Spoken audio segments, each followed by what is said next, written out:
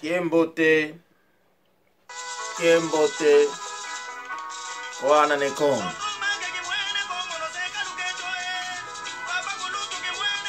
apangisa ama Kiembote kien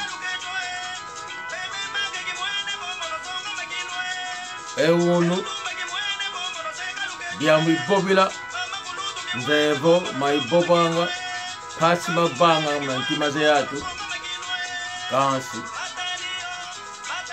monope kileni dio yeka koko de luta diambu diana ne Kongo ditali diana ne Kongo enjona laga kafinga muko no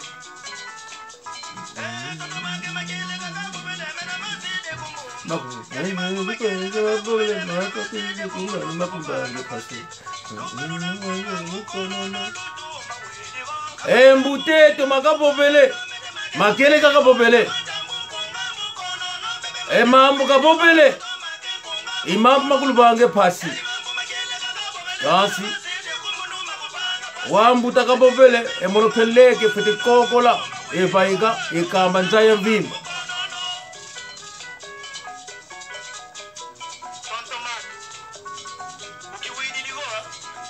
mukona luwe hange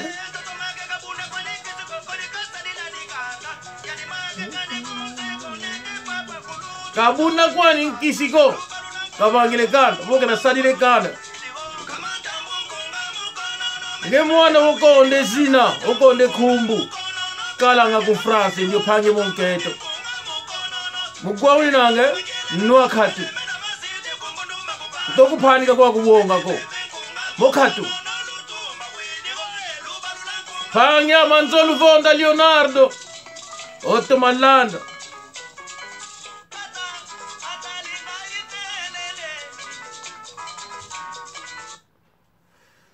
aphangizama nzevo mabobele mbutama kapobele diamu de lubunuko maokulu kapobele makeleka namona vo muna yayinza zolele zinga namona vo muna yayinza wele bunde nkisi namona vo muna yayinza khumbuto baba namona vo muna yayinza kifumuto baba kufingi esikongo ko kufingi Kongo di tote lako yebutukela diaka na monabo khumbuto baba ubanga muna yayinza kufingi yana ne Kongo ko na monabo kifumuto baba kufingi yana ne Kongo ko na monabo selaka mubabo inange mutu kulaki sengeye kufingi yana ne Kongo ko kasi na fingana ne Kongo fua kuzinga diaka ko yoyo inkanu nete ngeye kasi yegaye bambula mbuta za mabo ambuta bo ekifuetete voki nionia kakala yentako na ngabo nge mutu kunteta kondele ngangu yovo mbangu zikondele mbandu kondele ngeye ekume kifuetete voki nionia kakala yentako kakala kwa nintako uvatanda kwa nigeni nanga ukonda kwa ni ya ukulu munitu kasi nanga vo ngeye kunteta ngangu zikondele vo yovo mbangu kondele ngeye wenda fuema umunavo kifwetete umponda kifwetete kwa nigeni nanga apangizama diambu ibobile wunu diambu die Congo die totela likambo oyo ebandikala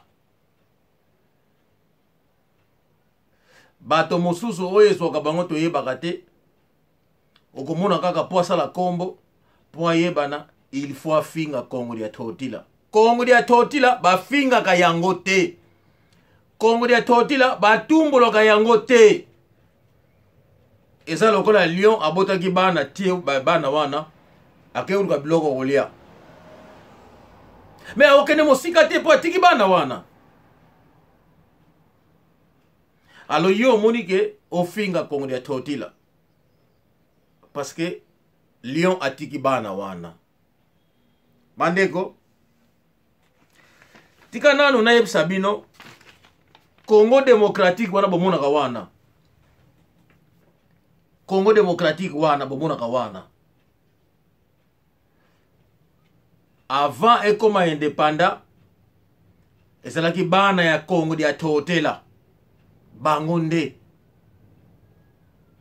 Bana ya Congo dia totela bangonde basanganaki. Bamonike te, bamindele oyo bakotumisa biso, il faut tobenga na bango toza bokonzi ya mboka na biso. C'est là que omonaki likanisi yaki na Papa Nzenza Landu. Papa Nzenza Landu Edmond ye azwaki likanisi ya kosala abako. Makambo sana loba yango deja. Papa Nzenza Landu Edmond yende azwaki likanisi ke abako. Association ya Bakongo ezalaki kaka bana ya ne Congo. Babenga na mindele oyo bazako yana mabele na bango, bazako nyokola bango. Tango wana muluba azalaki te. Muswahili azalaki te. Parce que na Congo dia totela bazalaki te. Ni ba Rwandais bazalaki te. Ni batu oyo basoki na bilongi ba Rwandais be basoki ba Ruba soki ba Swahili bazalaki te. Soki bazalaki botangela nga kombo ya mutu moko. Bo bandaki nanu kofinga ne Mwanda Tsemi. Ne Mwanda Tsemi azali mwana ya Congo dia totela. Mokolo boko bomone Mwanda Tsemi Congo eko baluka. Na lingi likambo oyo boye baka yango. Tata wana avandi alobi te avandi kimia. Me bokoki ko simba yete bokoki ko boma yete. Mokolo boko boma ye Congo dia totela oyo bomona ka lisusu te eko telema. Mokolo wana baluba bako disparaître. Bandeko lelo oyo baluba bazibo konzi na Congo babosani peuple congolais. Babosani peuple Congo oyo basaki ke Congo ekoma indépendant. Meme baluba wana bakomi kokende meme na Angola po basala o basali na Congo. Te toyebi oyo ezako salima na Congo. Nani bozu bokonzi te. Mais Rwandais a pesi bino une chance wana. Parce que vous êtes contrôlé par les Rwandais. Mais na Angola toko pesa bino chance wana te. Bandeko, nasala moi rappel, moi résumé ya moke. Bomoni lelo na Angola gouvernement angolais, donc parti politique na pouvoir MPLA, ezali ko tika ba pasteur na pouvoir et pesi ba pasteur autonomie pouvoir moko boye parce que MPLA utilisaka ba pasteur pour ba vote, bazwa ba vote ya ba membre église. C'est ça que l'MPLA représente pour à présenter pour ba gagner ba élection. Cette fois-ci toko pesa sous chance wana te parce que peuple à comprendre toko contrôler tous les pasteurs. Dans la liste ya ba pasteur nyonso oyo bazalaki ko jouer kuwana. pona MPLA parce que peuple asi asila bolingo wana, peuple asi alemba MPLA na pouvoir. Bandeko, élection Angola exa année prochaine. So kaka MPLA elongwe, ba pasteur nyonso wana en avance, tebi bino, boko trabis tout exécuté. Toko récupérer bino, ata moko akotika la te. Ozala angolais, ozala soki kolo nini, lokolo traiseki peuple, boko zala exécuté. Ngai na lobi na bino yango. Peuple angolais, tosi to changer, toko zala na mawana bino te. Ba oyo bazo kota na Angola,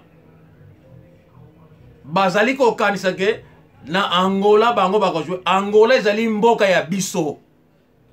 Ya bana ya Congo ya Totela. Na yebisa bino toko clean yango. Obota na Angolais, obota na Angolaise etali biso te. Biso c'est notre pays. Na pays na biso trahison ezalaka te. Na pays na biso towela kabokonzi te. Na pays na biso chiluba ezali te. Toyebi munoko ya mboka na biso. Na mboka na biso tribalisme ezalaka te. Tribalisme ezali individuel na moto oyo azali mingi kati ya culture na ye. Et peut-être azali kobosana kobebisa bolingo na ye. Mais au sein ya Angola tribalisme ezali te ndenge tozali komona na bamboka mususu. Donc bozala na bamboka na bino. Et pas bozala ka tribalisme bozala kuna. Soki MPLA tolongoli ye toko clean Angola. Na bandeli yango toko clean Angola. Naza désolé na ebisa bino yango. Tozali kotala bamboka mususu ndenge bazali kotamisa bamboka na bango. Boya ko kibela na bamboka na biso te. Bozala na bamboka na bino. Ndenge boko iko sala mabe ndenge bazali ba tribalisme na mboka na bino. Ezala kaka na mboka na bino. Soki boye na mboka na biso mawa mingi. Naza désolé na ebisa bino en avance. Bandeko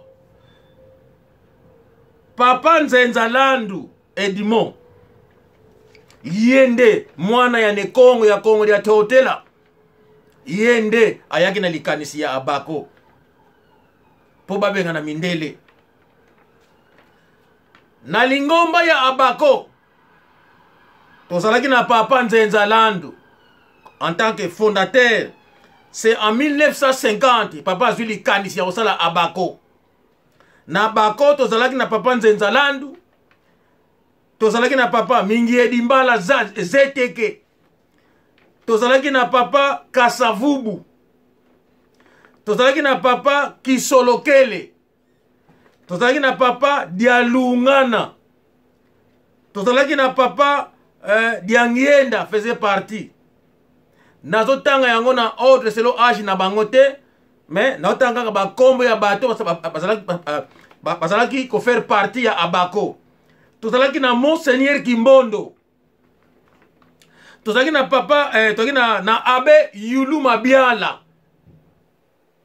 Tozalaki na Papa Albert José Ndele. Tozalaki na Papa Kanza. Tozalaki na Papa Kingotolo. Tozalaki na Papa qui encore? Papa Olden Roberto. Tozalaki na Papa Emmanuel Kunzika. Tozalaki na Papa Martin Sanda Martin. Tozalaki na Papa André nani kombo ekimi ngai basalaki batu ebele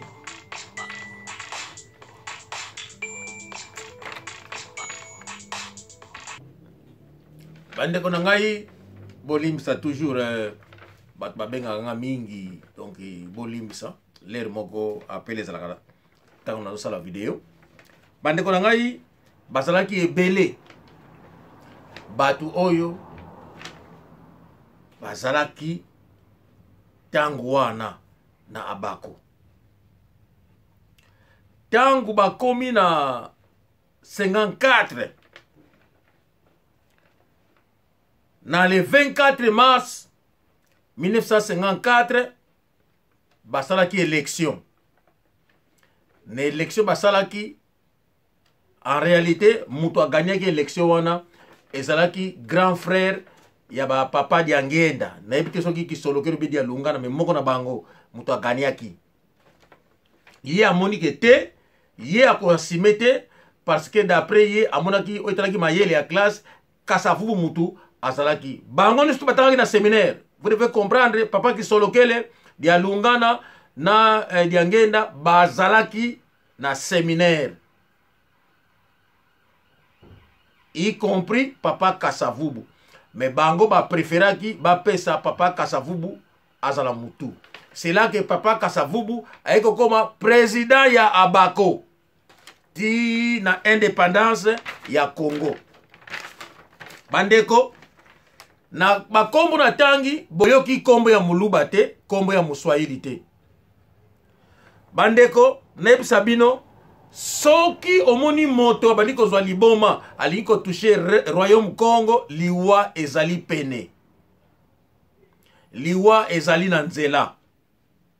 Bandeko lokola na lobi yango boyebaka ke liwa eza na nzela. Bondimela ngai ata sikoyo te pene ya ba élection tango mususu après ba élection bokomona kulutu na biso oya bimi alobi pamba te. Oyo nyose ye alobi ezali ya solo. Bandeko na royaume Congo bomonaka wana se Nimi Lukemi ayebaki mina kome ya Ntinwene yende na 1275-75 ye abandi ko réorganiser Royaume Congo. Royaume Congo existait déjà. Mais il y a mon qui va structurer yango. C'est en 1275-75 que Nimi Lukemi a décidé à structurer Royaume Congo. C'est là que Boyeko Mona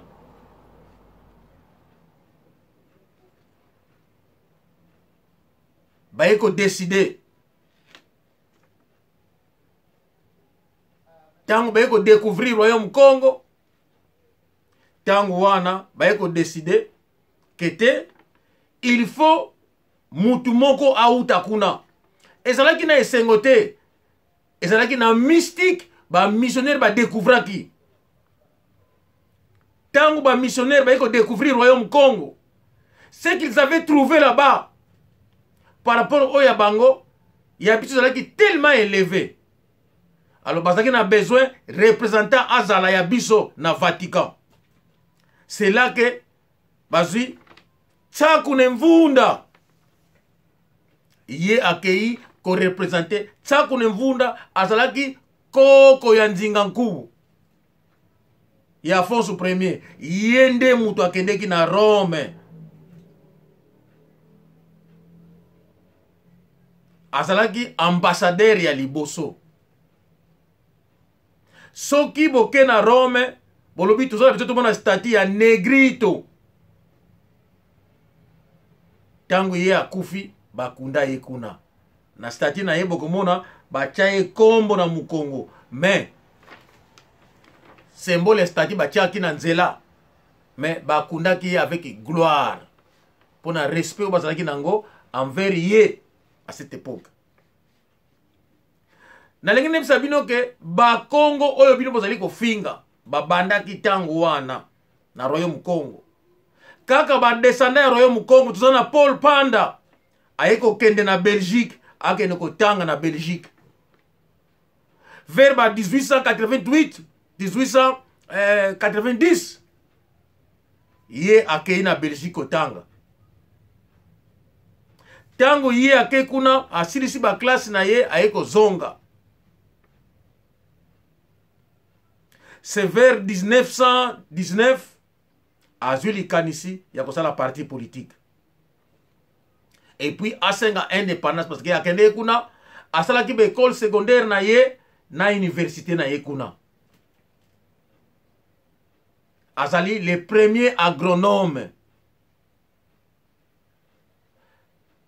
Tangu wana ata solo ba makelele ya pa mapamba ba tsaka yo muluba yo muswahili ezala kutu te. Toujours ba descendant ya royaume Congo. Il faut que Papa Paul Panda atanga na Namur na Belgique. Azali agronome diplômé. Bandeko Simon Kimbangu, papa Simon Kimbangu qui a lumba obino bozoyo lelo. Mais avant hier, il y avait des prophètes avant hier. Hein? Tout ça qui na maman mafuta, tout ça qui na maman nzinga. Hein? Ba maman qui pamvita ba yesima. Ce qui boye ba quitter na likambo ya Congo le bozolo bela. Hein? Ce qui bino bokei na le 4 na date le 4 janvier. Tango bakangi bato ba telemaki mais c'est là qui bato ya bako bakende kuna. Hein?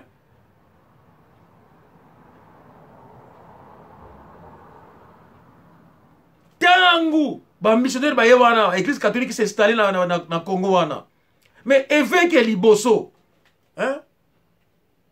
Ou azalaki consacré évêque le 18 novembre 56. Mais c'est Monseigneur Kimbondo. Mutandu, Mutakisantu.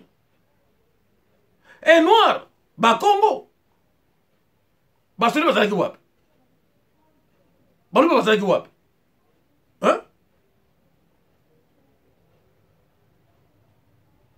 Lele bazalaki lobela Lumumba, mais Lumumba na boloko te. Azalaki muyibi te, oya ibaki mbongo.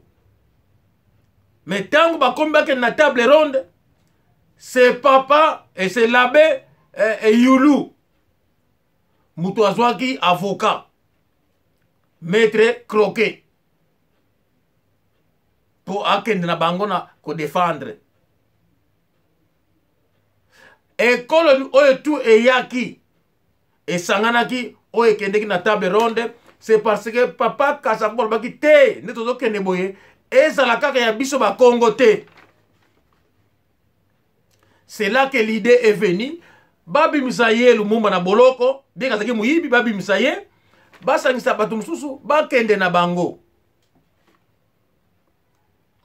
Et loko ebimisi kombo ya Kasavu ya Lumumba, c'est seulement tangu ba komi kuna na premier nani ya discours ya Robodwe, Lumumba abimaki atangaki. Discours wana ya pesaki, c'est seulement yango.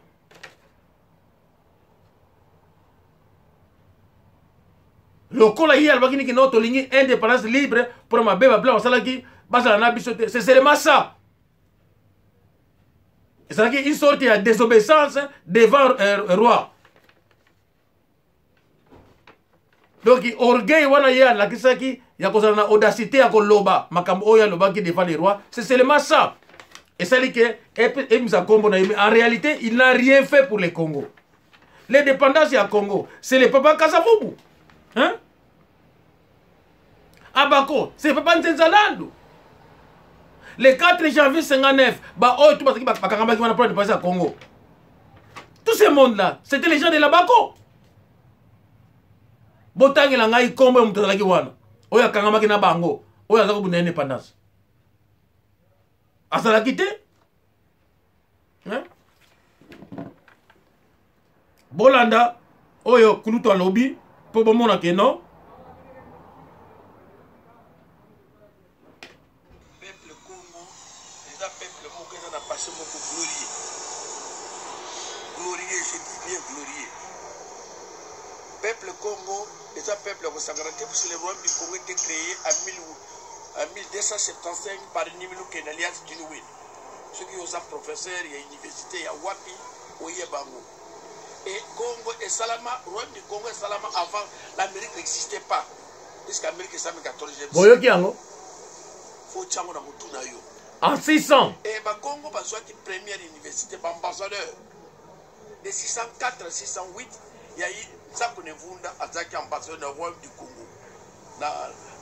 Vers 604 et 608. Vous savez quoi? Oui. Babenga yelelo Negrito. Na Rome. Paul Panda qui est en 1888. Assis Bekidi universitaire en 1909. Et à Sali parti politique en 1919. Et à 5 indépendance. Moudoubaté. À 5 indépendance. Boyoki yango? Paul Panda. Na John Lembani. Yamadimba. Donc, première université congolaise, ingénieur agronome, assis dans Namur, la Belgique. Il faut y avoir un yo. Et le Congo batangi. Batangi. Tant que le Congo il y a un peuple qui première université, premier ambassadeur dans l'Europe dans le 16e siècle. Même avant que Simon Kimbango qui a le et Zali Francisco Cassola, le premier prophète au Congo, le 4 avril 1632. Premier prophète. Oyo apani makama prophétie. Maman futa maman zinga. Donc maman qui pas vite pour te cheminer mbango sima. Donc tout ça n'a pas beaucoup glorieux. On Congo saka na Kasavubu te. Kasavubu c'est un esprit oyo touché. Na koyem samoyi. Kolongwa yeka mochika tumbi. Ayem sayo, akem sayo. Puisqu'ensemble wana awe gundima mate. Soki aye na ngona kisasa za mboka bakongo na bandungu. Na bandungu tuza loko moko. Donc tout ça n'a pas ce glorieux. Oyo bakongo basali. Tout ça qui premier prophète Mukimbangu. Première université Mukongo. Ozo premier prophète Mukongo. Premier évêque noir, c'est Monseigneur Kimbondo Azaki. Mais oui. Le 18 novembre 1956, non? Mais oui. Au Congo. Yo ebisanga batonabino yo yebiswa. Nous bozolo pour nous mani. Parti mouvement national, ezaki mouvement national catholique ça maintenant. Na ba Congo na père Henri Matota. Ne ba bali yango comme parti national, parti politique ba pesa Lumumba na mosusu wana bakalonzi bazwaki. Bande kuna yo ba mukamba batangi na kisantu. Albert Kalonji tangi na kisantu. Université Kisantu, Université de Vanou est en 1926. Oyo zolo ba provincial. Et là qui transféré na Kisansa en 1954 non. Premier professeur noir na campus awa et sa professeur June Mawes. Wazaki Medesa Mobutu. Il est premier professeur. Basali e monument ko na campus. Yem sanga kuna à part Gideon. Monument ni na basali monument na campus. Ce qui dit au midi. C'est-à-dire qu'il doit y avoir faculté, il y a trois facultés. Il faut université, il y a Kinshasa, il y a Kisangani, il y a Lubumbashi. Le professeur Nios Passa qu'on a dit au Mota formé, pas comme professeur Nios. Qui était le médecin au bout. Premier chirurgien noir. Hein? Alors, au niveau Sakanani, il y a un Congo. Yo, qui est professeur de Zayani. Donc, Kepa. Il y a aussi mis par Congo, aussi mis esprit. Qu'est-ce que c'est l'esprit au Congo Sakanayete? Otumboli Kulumbimbi. Otumboli Kulumbimbi. Et Kulumbimbi est quoi agir? Kulumbimbi et puis Araliwa. Mais qu'est-ce qu'on fait la prison pour l'indépendance? Dans une semaine, on va l'andanga. Lumumba Kanga est pour Yiba Pola. Mais tant qu'on continue à Yibi Nayewana, mais le 24 et 27 décembre 59, Kasavubu Kuna Nakisantu, parce que libération le monde. Mais ce que nous va gagner la table ronde. Mais grâce à Kassabou, Kassoua Kaya qui porte à l'objet de la condition que le monde va faire. À poser le macamoïde, mais l'objet Aya, Kassou de l'objet, ce Kassoua l'égalité. Il y a Koko Yakunate, puisqu'à Samoïd. Il y a un MCO, mais il y a un commissaire héros national. Wana Bissotongi Makango, T. Oyoki, au commissaire héros national, qui tourne le 4 janvier, le moment dans Mobutu. Le moment où on a carte na IMCA. Et vraiment, 4 janvier, c'est le Congo. Parce que l'indépendance. Indépendance immédiate, indépendance va faire le banquier va faire dans Kasavubu. Le Congo va jouer, c'est mal qu'on pèse sur tout le monde. Puis le Congo va jouer en français. oyoki na yesu yo bakongo alaki avancé baki civilisé et peuple kongo azaki civilisé toza na baambassadeur bokende na Rome otura conférence bisiko bakolakisa bino babakunda na ntango na evunda na Saint Marie Goretti na Rome na kata cathédrale. Donc yango na yesu yo ke faites attention, faites attention, faites attention.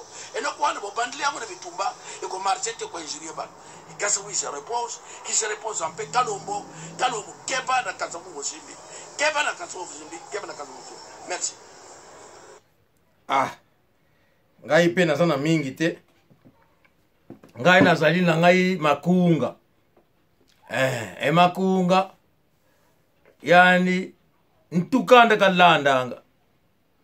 Wantu kanda bobele mono diaka makunga kuidiati le mono maokuluka bobele yani kabila keneko tomene tete dioko katwele nkanda katwele mwanzi yango wana ngaipe na yako bakse sika ntukanda lobi bandeko na ngai tumbula na bino batu ya mike mais soki yo otumoli motolu olingo mata na zolo o mata na mutu ya Kongo dia totila liwa lokola bino bofingi kasavu bozeli motolu ya Kongo dia totila liwa ezana nzela na lobina bino élection dans le comité beaucoup mona oye ko salema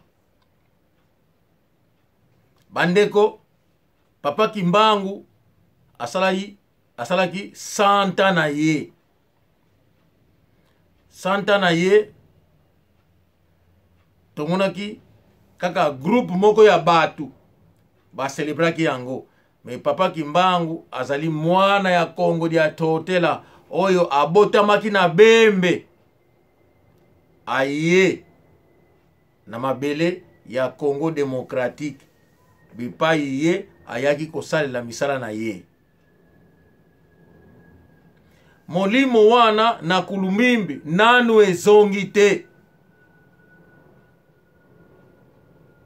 bana bango batikaki bango oyo yano pika zali motolu bango basangani na bakisolokeli papa kisolokeli papa diangenda papa Mingedi Mbala papa Abe Yuluma Biala papa Kimbondo tout ce monde là papa Nzenzalando lelo bolingi bofinga molimu wana kulumbimbi akobeta bino bana ne Kongo oyo ekokaki koleka te kingai makunga naloba te ngai na kenzela mususu te na bakisi kaka ya likolo epai oyo kulutu auti koloba mono ine Kongo ne kapitan olympique afuku wene na suki wana